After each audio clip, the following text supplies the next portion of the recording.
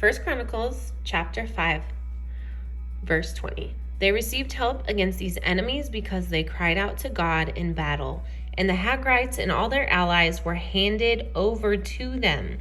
He was receptive to their prayer because they trusted in him. How simple is that?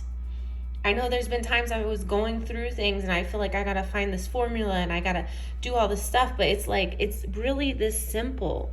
Cry out to God, hand it over to him, and he will hand it over to you. You have to trust though. The key here is he was receptive to their prayer because they trusted in him. When you pray, are you truly standing in faith? After you're done praying, do you still walk away from that prayer closet being in faith? Do you still believe and trust that God can do anything? Do you believe that he's a good father and he'll do something good for you? His word says what? When you ask your father for a gift on earth, like, do we expect a snake to be given to us instead? And how much better is God that he wouldn't give good gifts to his children, right? Of course, that's my paraphrase. But let's look at James 1 verse, let's go to 6. But let him ask in faith without doubting, for the doubter is like the surging sea, driven and tossed by the wind. That person should not expect to receive anything from the Lord. So this is telling me what? Our prayers are being hindered because we are doubting, because we're being double-minded. We're asking God, but then we're not really even believing he's going to do what we asked for. So the enemy is obviously going to be coming in.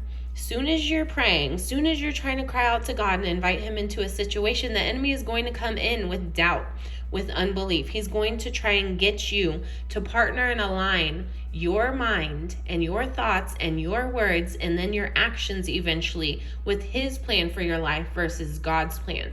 Because once you align with the enemy, once you start believing the lies of the enemy, you're canceling out your alignment with God. In January, I was seeking the Lord for what this year was about, and I felt him speak to me about how come December 31st, I'd be in the same exact position I was in last year if I didn't truly start believing, and that the time for unbelieving believers is over. You have to have faith. You have to hold on tight. You have to trust in the Lord regardless of what it looks like. And I know that in our lives, we can get used to being disappointed.